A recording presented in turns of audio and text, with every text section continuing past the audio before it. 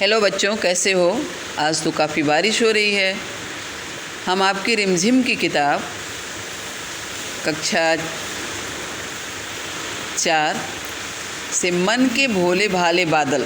देखो, आज बारिश भी हो रही है और आज हम बादल के बारे में पढ़ने भी जा रहे हैं। तो इस कविता के रचयिता हैं कल्पनाथ सिंह जी, और इसमें आपको कुछ फिगर्स दिख रहे हैं बादलों के, जो भिन्न भिन्न आकार में दिख रहे हैं। कभी ऊंट जैसा दिख रहा है, कभी हाथी की तरह दिख रहा है, कभी जो है वो रुई की तरह दिख रहा है। जैसे जैसे हम कल्पना करते हैं वैसे वैसे आकार हमको बादलों के दिखाई देते हैं।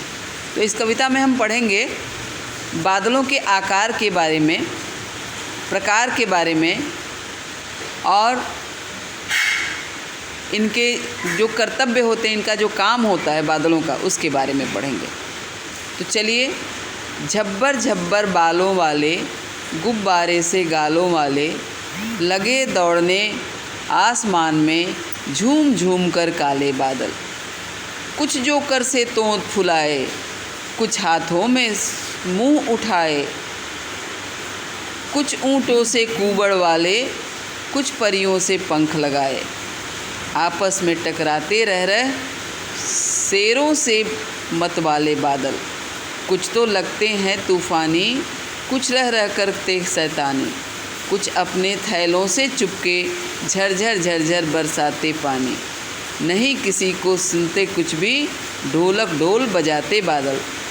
बादल को बताया है कि मनमानी है, कभी बारिश करते हैं, कभी शेर से भी तेज़ दहाड़ते हैं। इनके बाल कैसे हैं, इनका रूप कैसा है। इनके बाल झब्बर झब्बर हैं, खूब घने हैं, और गाल इनके गुब्बारों की तरफ फूले हुए हैं। और ऐसा गाल और बाल लेकर के ये आसमान में झूम झूम कर चारों तरफ दौड़ते हैं। कुछ जोकर की तरह दिखते हैं। जोकर का क्या है, जोकर का पेट निकला होता है, मुंह गोल होता है। तो कुछ बादल जोकर की तरह दिखते हैं। कुछ हाथी के से सूंड उठा करके चलते हुए नज़र आते हैं। कुछ बादलों का रूप ऊंट की तरह होता है, जिनका कूबड़ निकला होता है। कुछ परियों से पंख लगाकर आसमान में उड़ते हैं। आपस में ये रह करके ये शांति से नहीं विचरते, ये आपस में रह करके टकराते हैं, और टकरा करके बड़ी शोर मचाते हैं। बादल गरजते हैं तो आवाज़ आती है, तो वो शेरों से भी मत वाले बादल काफ़ी शोर मचाते हैं। कुछ तो लगते हैं तूफ़ानी, और कुछ रह करके आपस में शैतानी करते हैं। कुछ अपने थैले से चुपके से पानी बरसा देते हैं। किसी की ये कुछ नहीं सुनते, ये ढोलक की तरह चारों तरफ ढोल बजाते रहते हैं। तो ये आपका पहला पेज हुआ। दूसरे पेज में भी लगभग 6 लाइन है। इसको भी हम देखें। रह कर छत पर आ जाते। कभी वो हमारे छत पे नहीं रहते हैं, कभी किसी दूसरे के छत पे रहते हैं, और कभी हवा के झोंकों से दूसरों के छत पे से हमारे छत पे आ जाते हैं। चुपके से फिर उड़ के चले जाते हैं दूसरे के छत पर। कभी जिद्दी बन करके बाढ़ नदी वालों में लाते। इतना बारिश करते हैं कि नदियों में बाढ़ आ जाती है। फिर भी लगते बहुत भले हैं मन के भोले भाले बादल।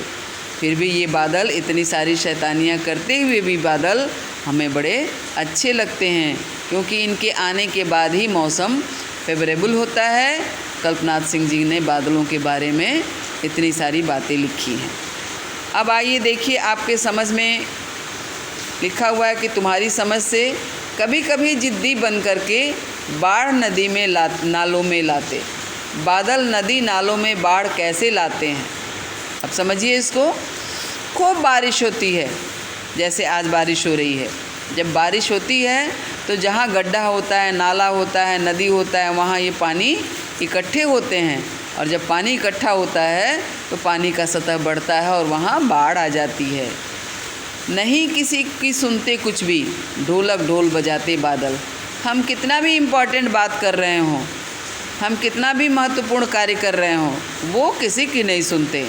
वो ढोल की तरह, नगाड़ों की तरह अपना धड़ धड़ तड़ तड़ करते रहते हैं। बादल होते कैसे बजाते होंगे, बादल ढोल कैसे बजाते होंगे। तो उनका ढोल उनकी आवाज़ है, उनका गरजना है। जब दो बादल आपस में मिल कर के टकराते हैं तो एक आवाज़ निकलती है, जिसको हम बिजली भी चमकती है और आवाज़ भी साथ साथ आती है।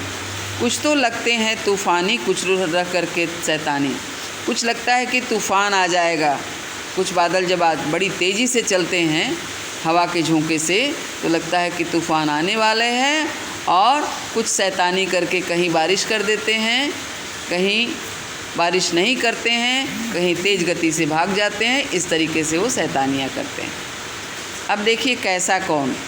सूरज भी चमकीली कौन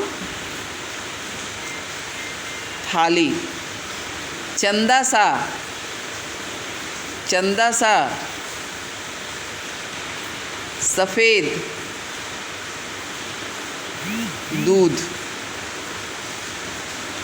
हाथी सा मोटा बंदर, जोकर सा भौंदा पेट, परियों सा सुंदर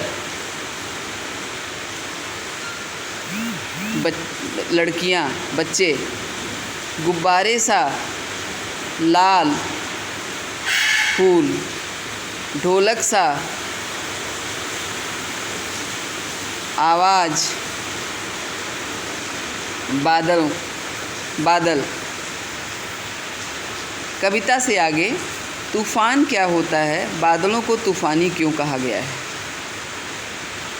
जब तेज़ हवा के साथ बारिश चलती है तो तूफ़ान होता है।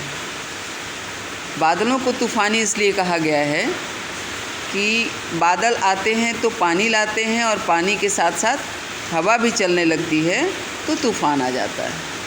साल के किन किन महीनों में ज़्यादा बादल आते हैं। सावन भादो, आषाढ़ सावन भादो, ये 3 महीने बादल ज़्यादा आते हैं। कविता में काले बादलों की बात की गई है। क्या बादल सचमुच काले होते हैं। बादल जब काफ़ी गहरा हो जाता है तो वो काला दिखाई देता है, कभी कभी सफ़ेद दिखाई देता है। कक्षा में बातचीत करो और बताओ कि बादल किन किन रंगों के होते हैं। बादल सफ़ेद होते हैं, बादल भूरे होते हैं, बादल काले होते हैं, बादल नीले भी दिखते हैं। तरह तरह के बादलों के चित्र बनाओ। यहाँ आप खाली स्पेस में तरह तरह के बादलों का आप चित्र बनाएंगे। काले काले डरावने बादल का, गुब्बारे से गालों वाले बादल, और हल्के फुल्के सुहाने बादल। कविता में बादलों का भोला कहा गया है। इसके अलावा बादलों के लिए और कौन कौन से शब्दों का इस्तेमाल किया गया है, नीचे लिखे अधूरे शब्दों को पूरा करो। कविता पढ़िए और इसको आप कंप्लीट करिए।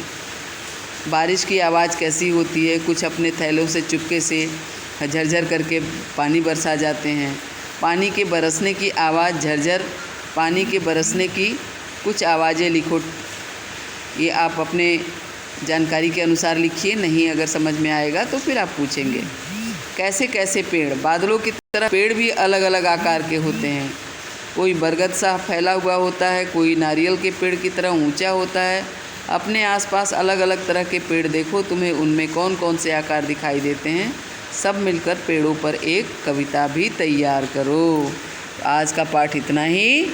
कल अगर आपको कोई समस्या होती है अपने ग्रुप में लिखिए, हम उसको ज़रूर सॉल्व करेंगे। धन्यवाद।